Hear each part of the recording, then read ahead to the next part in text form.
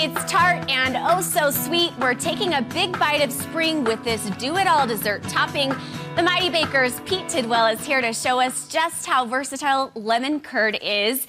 Before we get to all the lemon curd, you've had a busy couple weeks and an exciting, tell us about some news with... We have. So we were invited to go back on Cake Wars. We won last year the first time, and then we were invited back to come back as a Champs versus Champs episode.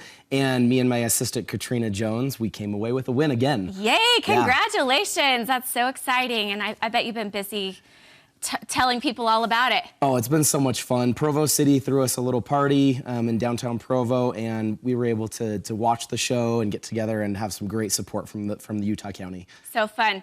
So this lemon curd can be used in your baking, and I've been seeing it pop up everywhere and in everything, but I kind of have always wondered, okay, is it easy to make? What does it taste like?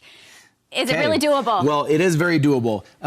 It's easy in the fact that it doesn't have very many ingredients, and it's not too bad. It's more of a patience thing and a time thing. It's not something that you can just throw together right before your party. It's something that takes a little bit of time. But simple ingredients: butter, lemon juice, eggs, and sugar. That's it. And this is like a custard? Yeah, so it's like a lemon custard, basically. You're putting these ingredients in. Essentially, you're adding your lemon juice and your sugar and your eggs. And is this the full egg or just the yolk? Full egg. Full egg, okay. Egg. And then you're mixing this together so it comes all together. And then as it heats up, you're gonna start adding your butter to it. Okay, just slowly adding cube by cube? Yep, you just kind of add it in, and the key is you want this on low heat because it's got eggs in it. If you cook it at too high of a heat, you'll start cooking your eggs. Right? Exactly. You'll start scrambling your eggs, and that's not what you want to do. So you're gonna continue doing this, let it melt, and continue stirring that for a while on low heat. Like how long? Probably like 15 to 20 minutes. It's a bit long. And you don't have to stir it the whole time, but make sure if you're working on something else, you keep your eye on it and give it a stir every couple minutes. And you'll notice it starting to thicken up like a custard. And that's when you'll know, and you'll start seeing it steam, and you'll see it thicken. And then you're gonna put it in a bowl and put it in the fridge and just let it cool for at least, 4 to 8 hours. That's the time patience I'm talking about. This is something you do the night before your party, not the day of. Okay.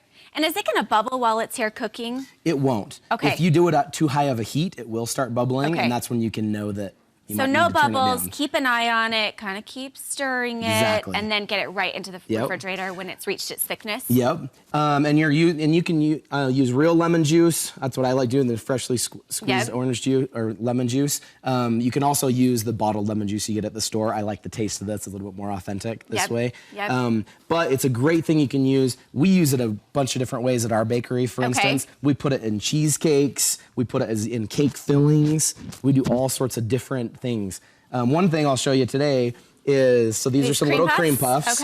And you just poke a hole in the bottom. This is a little bit of our vanilla Italian buttercream.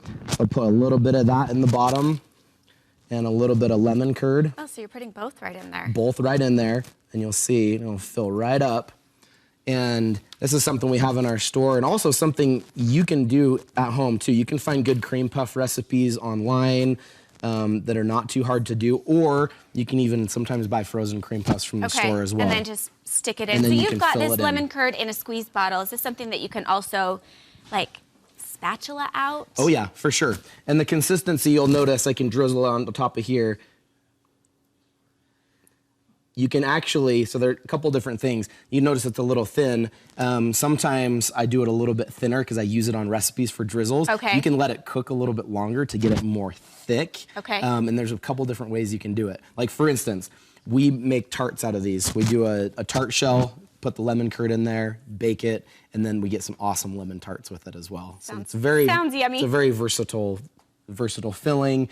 You can also use it on other things too. You can put it with different cheeses or on bread. Wow, I didn't think about that. If you did like a meat and cheese, or not meat and cheese, a bread and cheese kind of tray, you could have that as one of the toppings as well. Interesting. And if this just totally freaks you out, you can buy lemon curd at the store. Yes, you can. Yep, there's a couple great brands out there that you can find at most grocery stores and locally that you can find. And then as well, places like myself, we don't have it in jars sold at the store, but every once in a while we'll make it for people if they want to buy a batch of it from us. Okay, well, thanks for stopping by, Pete. This looks yummy. Can't wait to try it. Thank and you. Tell us about your bakery. Okay, I'm gonna have you try it, actually. So my bakery is down in Provo, and we've been open for about 1.5 years. And we specialize in wedding cakes, custom cakes, as well as a bunch of very specialty desserts that we do for dessert catering and all sorts of different events. So come see us. Okay, and this really just has a yummy, sweet, and kind of a tart. Oh yeah. Really yummy. Okay, thanks, Pete. We appreciate it.